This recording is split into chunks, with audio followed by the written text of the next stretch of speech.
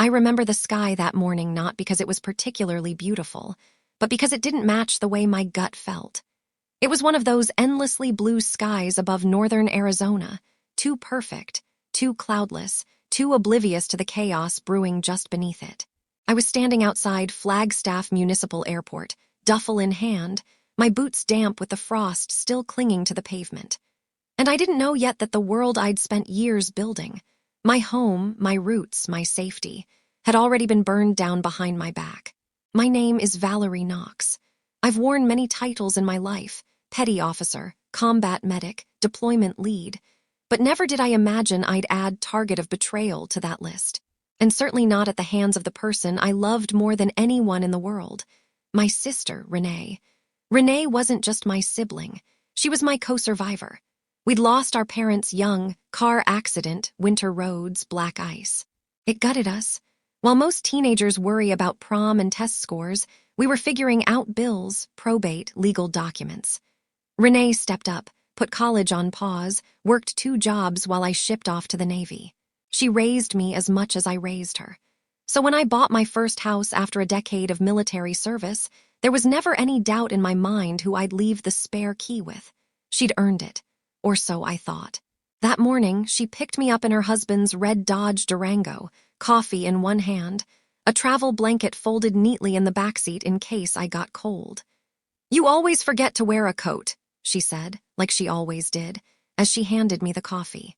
Her husband, Mitchell, barely looked up from his phone. He never did. The man had the personality of dry cement, but Renee loved him, and that was good enough for me.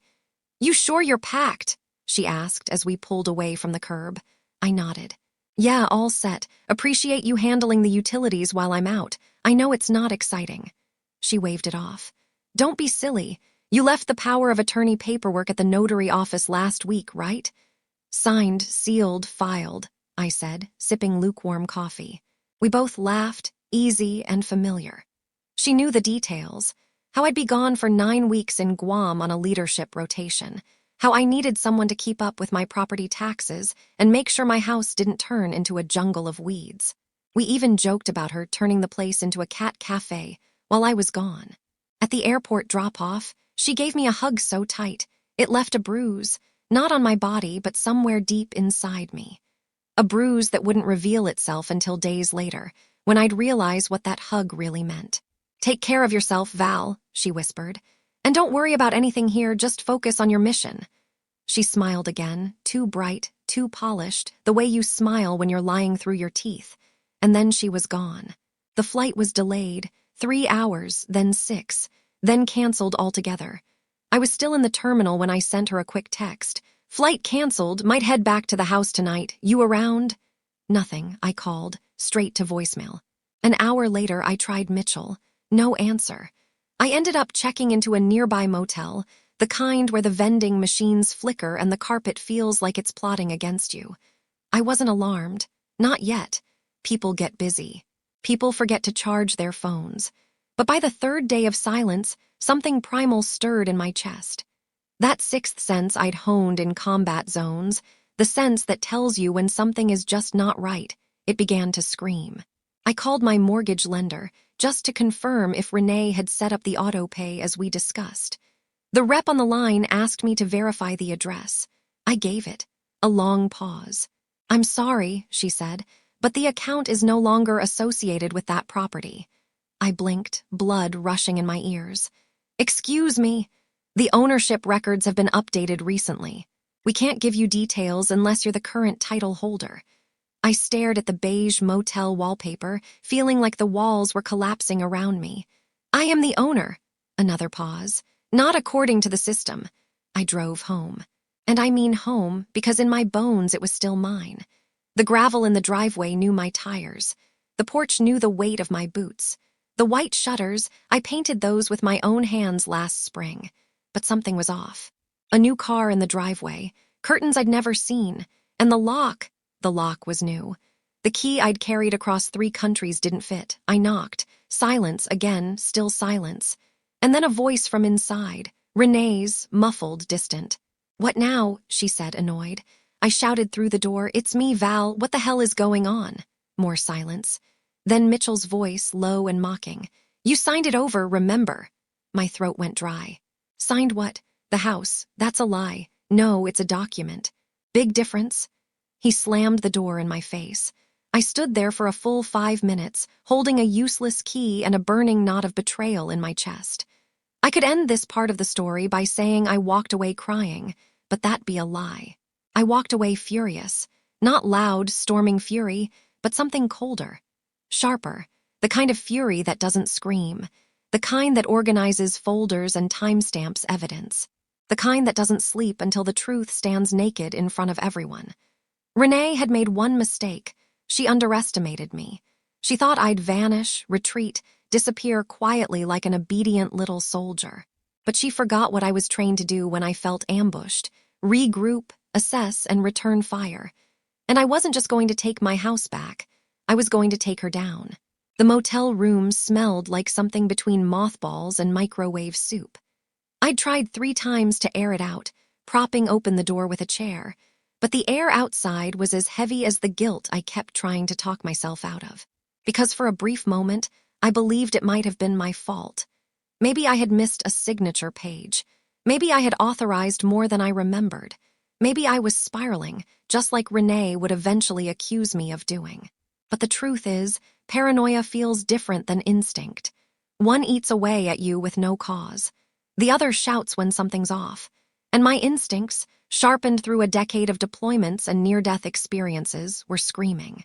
That night, I took apart every document I had in my travel binder. The original limited power of attorney clearly said Renee could manage utilities, insurance, and mail while I was gone. Nothing about property sales. Nothing about transferring ownership. I had initialed a paragraph that flat out read, "This document does not authorize the sale, transfer, or reassignment of property title." So what the hell happened? I drove to the county records office the next morning, eyes bloodshot, hands clammy. The clerk behind the window was a woman named Celeste. She had a name badge shaped like a cactus and a voice like she'd spent her whole life drinking lemon water. "Can I help you?" "I need a copy of the most recent deed filed under 1894 West Sycamore Avenue," I said. She typed slowly. Her nails were bright yellow. "You the property owner?" "I was," I said, trying not to sound as broken as I felt. She glanced at her screen. "Well, someone named Renee Caldwell is listed as current title holder." "Is that your sister?" I froze. "Yes, but it shouldn't say that." She squinted. "Says here it was filed about 12 days ago. Quitclaim deed. Want a copy?" "Yes," I said. "Please." She printed it, handed it across the counter. I didn't even look at it until I was back in my car, parked beneath a pine tree that looked as tired as I felt. I stared at the signature. Mine, or something like mine. The curve of the V was off. The loops of the L and E were too wide. It was like someone had studied my signature once, in passing, and copied it from memory. The notary seal beside it made my heart drop. It belonged to a woman named Lori Helms. I'd used her once before, 3 years ago, when I refinanced the house. But the commission date listed on the stamp was expired by nearly a year. I took a photo of the document, then another. Then I started a new folder on my phone. Fraud evidence, because this wasn't a mistake anymore. It was theft. I went back to the motel that night and didn't sleep. Instead, I read everything I could find about property fraud, power of attorney abuse, and deed theft. I wasn't the first victim. Apparently, family members do this all the time, especially to veterans. One article called it the betrayal of trust with legal ink. Another story featured a man who lost his late grandfather's house because his cousin forged the documents and sold it while he was on deployment. And they all had one thing in common. No one believed them until it was too late. I wasn't going to let that happen to me. The next morning, I drove back to my house, not to reclaim it, but to investigate. I parked across the street behind a hedgerow and watched. It was a Saturday. Mitchell was outside sweeping the driveway like he owned the place. He wore cargo shorts and no shirt, sipping from a giant insulated tumbler with "One Realtor" printed on the side. I didn't know he sold houses. I didn't even know he had a job. But now it made sense. He'd known exactly what to do. 10 minutes later, a woman pulled into the driveway in a black SUV. She had a clipboard and a blazer too crisp for casual weekend visits. Mitchell greeted her like an old friend, led her around the front of the house, pointing at gutters and siding. Then they went inside. An appraiser. They were trying to refinance my house. My phone camera clicked, capturing everything. I took notes in my travel journal like I was prepping a recon report, appraisal attempt. Timeline tightening. Fraud escalation in motion. Later, I called the mortgage company the appraiser was from. I said I believed there was an ownership issue at 1894 West Sycamore. The rep paused when I gave my name. "Oh," she said. "You're Miss Knox." I blinked. "Excuse me." "I'm sorry," she backpedaled. "It's just your name came up on some of the previous title paperwork. I wasn't supposed to say anything." "Thank you," I said softly. "You just did." I needed help. That afternoon, I drove to a lawyer's office a few blocks off the interstate. His name was Hector Delgado, former Marine JAG officer turned civilian bulldog, the kind of man who didn't blink when you dropped a folder labeled fraud. He read silently for 20 minutes, eyes scanning every page like a man searching for landmines. When he finished, he leaned back in his chair. "This is gonna be fun," I blinked. "Fun? For me, not for them. You think I have a case?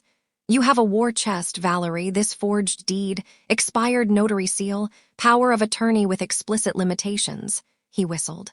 "If you had a little more, I could get this to the district attorney's desk before their coffee goes cold."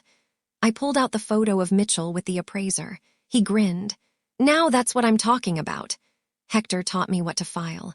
Affidavit of fraud, list pendants, witness statements, evidence log. I filed the first affidavit that same day, putting a legal freeze on any property action involving my house. No one could sell, refinance, or transfer anything without clearing it with a judge. The storm had officially arrived at Renee's doorstep. She didn't respond well. That night, I got a text from an unknown number. "You're playing a dangerous game. Back off." I took a screenshot, time-stamped it, and added it to my folder. Then I messaged Hector, new evidence, possible threat. He replied instantly, perfect. Keep everything, record all conversations. Time to make them regret picking a Navy vet as a target. The next time I saw Renee was in court. She looked polished, blazer, makeup, calm expression that didn't match the panic in her eyes. Mitchell wasn't with her. Guess even fraud has its limits. She told the judge she had my best interests at heart. That I'd given her verbal consent to use the property as leverage while I was away. That I was unstable, prone to emotional episodes. That she was trying to protect the asset for the family. I thought my blood might boil right through my uniform. Hector stood, cool, controlled, and then he unloaded. He laid out every forged signature, every discrepancy, every violation of the POA. Then he showed the court the expired notary stamp, the appraiser's visit, the equity loan application. Finally, he played the voicemail Mitchell left on my burner phone. Drunken, rambling, bragging about how easy it was to sign a couple things and watch the checks roll in. When he finished, the courtroom was silent, and the judge looked at Renee like she was a puzzle missing too many pieces. We didn't get a ruling that day. The court wanted time, but I could feel it in the air, like a tide turning.